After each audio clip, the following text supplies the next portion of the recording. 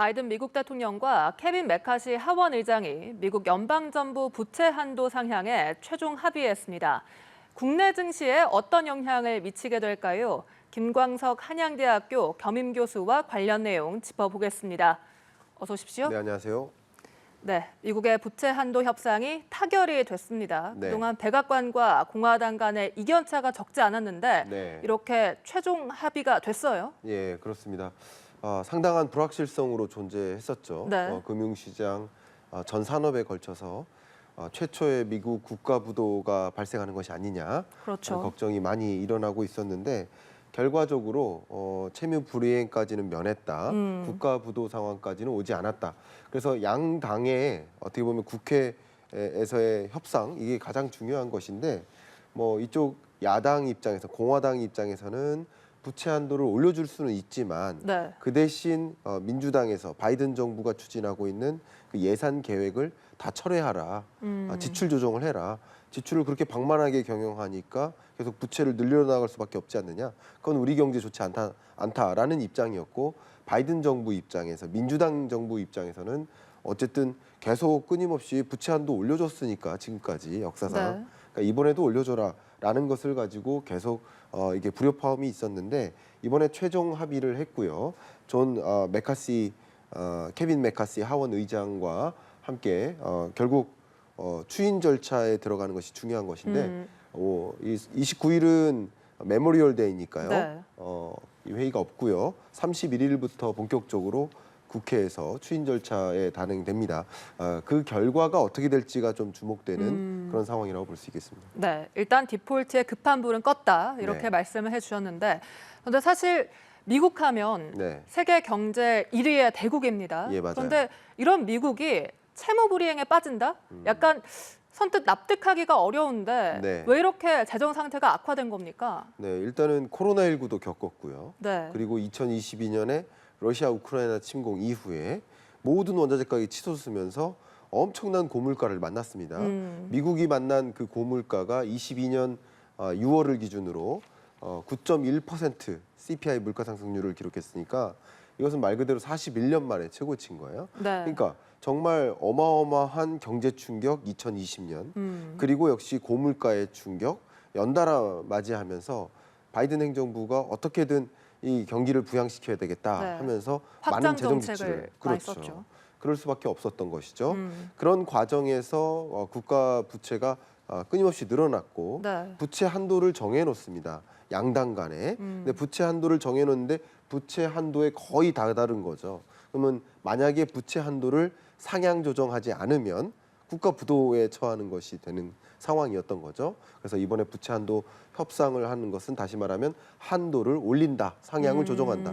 우리 이 부채 한도라는 그 개념을 영어로 쓸 때 cilling이라는 표현을 쓰는데 네. 천장하고 비슷한 표현이죠. 네. 천장을 뚫고 부채가 올라가면 국가 부도인 건데 그 cilling을 조정한다, 천장을 올려줌으로써 부채 한도를 올린다는 것은 결국 국가 부도를 면하게 된다라는 상황이라고 볼 수 있습니다. 네, 그러니까요. 그 구체적인 합의 내용을 보면 네. 앞서 그 실링 부채 예. 한도 한도는 2년 동안 올려주고 네. 대신 정부는 지출을 좀 줄여라. 그렇습니다. 이게 그 합의 내용이죠. 예, 맞습니다. 정확히 말씀드리면 민주당과 공화당이 철저하게 대립됐었던 것이 네. 민주당 입장에서는 다른 조건 없이 한도만 올려주자라는 것이었고 공화당 입장에서는 지출 조정 없이는 한도를 올려줄 수 없다라는 대치된 상태였습니다. 근데 결과적으로는 중간에서 합의점을 이룬 것인데요. 어느 정도의 바이든 행정부의 지출 조정을 요구한 거라고 해석해 볼 수 있겠죠. 지출 한도를 이제 조정하는 것은 특히 24년 회계 연도의 지출은 그냥 동결이라고 볼 수 있고요. 네. 그리고 25년 예산만큼은 그냥 1% 증액만 최대.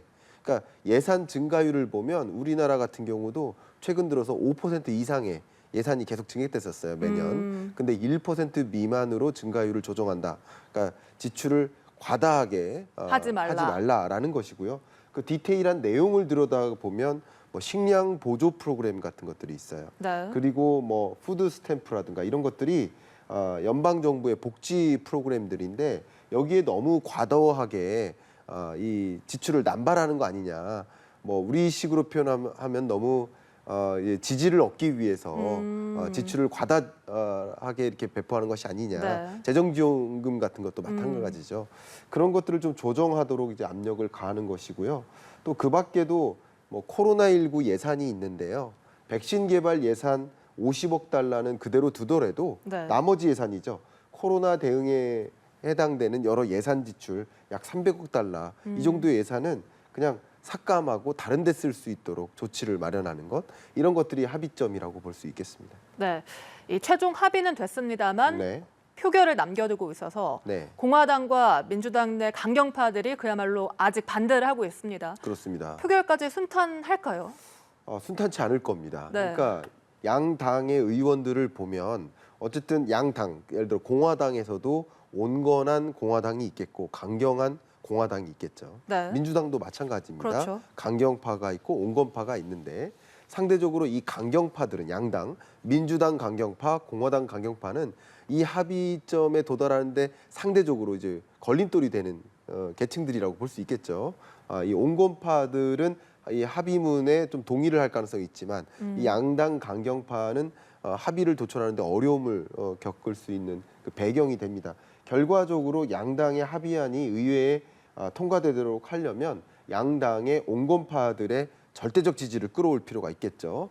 그렇게 하는 과정이 31일부터 펼쳐질 것이기 때문에 결국 이 부채 한도를 올리는 것은 협상을 했지만 구체적으로 예산 삭감을 어떤 방향으로 진행할 것인지 그러면 예를 들면 바이든 행정부가 지금까지 공약을 내걸고 공약을 이행하기 위해서 여러 예산 지출이 단행될 텐데 그런 부분들이 일부라도 조정될 여지가 있고 그런 것들은 뭐 어떻게 보면 주가에도 부정적인 영향을 미칠 수 있겠다라고 보고 있습니다. 네, 사실 우리가 이렇게 미국의 부채 한도 협상 타결에 의미를 두는 이유가 네. 그만큼 미국 증시, 미국 경제 상황이 우리 국내 네. 증시에도 많은 영향을 미치기 때문인데 그렇습니다. 오늘 뭐 휴장하긴 했습니다만 네. 우리 국내 증시는 뭐 어떻게 움직일까요? 나스닥 추이를 보니까 뭐 2.19%나 올랐더라고요. 네, 이런 것처럼 부채 한도 협상이 혹여나 결렬되면 어떡할까 하는 불확실성이 있지 않습니까? 네. 그러니까 불확실성 때문에 주식 투자에 적극적으로 나서지 못하는 투자자들이 분명히 있다고 볼 수 있겠죠. 네. 상대적으로 안전자산으로 더 돈이 많이 쏠렸었다라고 볼 수 있겠죠. 네. 다시 말씀드리면 이 주식 시장에 부채 한도 협상을 놓고 아직 확실한 타결이 안 난 상태이기 때문에 그게 주가를 억누르는 하방 압력으로 작용했었다라고 평가해 볼 수 있는데 어쨌든 이번 타결이 확실히 이루어지겠구나 하는 그런 기대감은 주식시장 입장에서는 순풍이라고 볼 수 있고 어쨌든 나스닥이 2.19% 정도 올랐다는 것은 코스피도 뭐 2% 정도 단기간 안에는 오를 수 있고 어쨌든 미국이 국가 부도 상황을 면하고 그래도 불확실성이 크게 해소되는 과정이다라고 인식하면 인식할수록 그게 주가의 하방 압력으로 작용했었던 그 요소가 없어지니까 상당히 긍정적인 훈풍의 영향을 줄 것이라고 판단하고 있습니다. 그러니까요. 오늘 개장한 다른 뭐 아시아 증시들, 일본 증시나 인도 증시는 모두 상승으로 그렇습니다. 네, 출발을 했더라고요. 그렇습니다. 또 주목해 봐야 할 것이 미국의 네. 기준금리 인상 가능성입니다. 네네. FOMC 회의가 13일, 14일 이렇게 예정이 돼 있는데 네. 다시 기준금리가 좀 인상될 것이다. 이런 분위기가 조성이 되고 있다고요. 바로 지난 금요일이었죠. 미국 PCE 물가 상승률 지표를 이제 받아들었는데 네. PCE 물가 상승률이 그동안 계속 하향 안정화되다가 다시 전월보다 올라가는 현상을 우리는 보게 된 겁니다. 네. PCE 물가 상승률 기준으로 말씀드리면 그러니까 소비자 물가 지수죠. 예, 소비자 물가 지수가 미국은 크게 두 가지 정도 있는데 CPI 기준이 있고 PCE가 의 기준이 있습니다. 그러나 연방 준비제도 Fed에서는 금리를 결정할 때 기준으로 하는 그 물가가 PCE 물가이기 때문에 네. PCE를 가지고 말씀드린 겁니다. 근데 PCE 기준의 물가 상승률이 전월이 4.2%였는데 최근 발표된 게 4.4%로 올라갔습니다. 오히려 더 중요한 것이 이제 근원 물가인데요. 왜 그러하냐? 이 기존 소비자 물가 상승률은 그래도 떨어지는 추세였지만 근원 물가 상승률이 안 떨어졌었어요. 근데 근원 물가 상승률도 전월 4.6%에서 4.7% 또 올랐습니다. 네. 그러니까 중앙은행이 가장 관심 있는 PCE 물가 상승률, 그 중에서도 가장 관심 있는 근원 PCE 물가 상승률을 보면 안 떨어지고 계속 올라가고 있는 모습인 거 오히려. 네. 물가가 다 완벽하게 안 잡힌 상태에서 금리를 그냥 마음 놓고 인하할 수가 없는 거죠. 그래서 금리 인상 기조 그리고 시장이 기대하는 미국 FOMC의 6월에 있는 15일 날 발표되는 그 기준금리 인상 폭이 어쨌든 0.25%포인트 정도 베이비 스텝 한 차례 더 있겠구나 하는 기대를 강하게 만든 거죠. 그것도 역시 최근 증시를 좀 억누르는 역할이라고 볼 수 있겠습니다. 추가적인 금리 인상이 있을 수도 있겠다.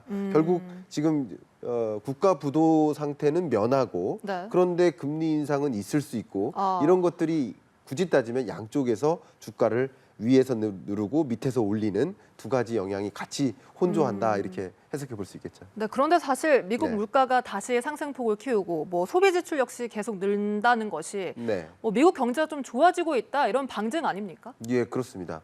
미국 경제가 그래도 생각했던 것보다는 마일드한 경기 침체 이렇게 볼 수 있겠어요.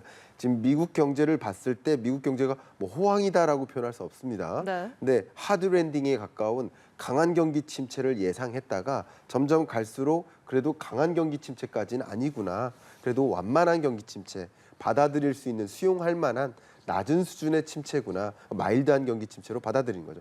그러면 경기 침체가 강하게 전개되면 이 경기 침체가 또 우려되니까 물가는 어느 정도 잡히는데 네. 경기 침체라는 또 다른 숙제가 등장하니 금리를 빨리 인하해야 되겠다라고 생각할 수 있겠는데 네. 경기 침체는 없구나. 이 정도는 수용할 만한 경기 침체구나 네. 라고 생각하면 물가는 잡히니 금리를 이제 인하해도 되는 거 아니야 라는 생각을 하지만 네. 또 경기 침체 없으니 그냥 계속 물가 잡기 위해서 높은 금리를 유지해도 돼라는 사인이라고 해석할 수 있죠.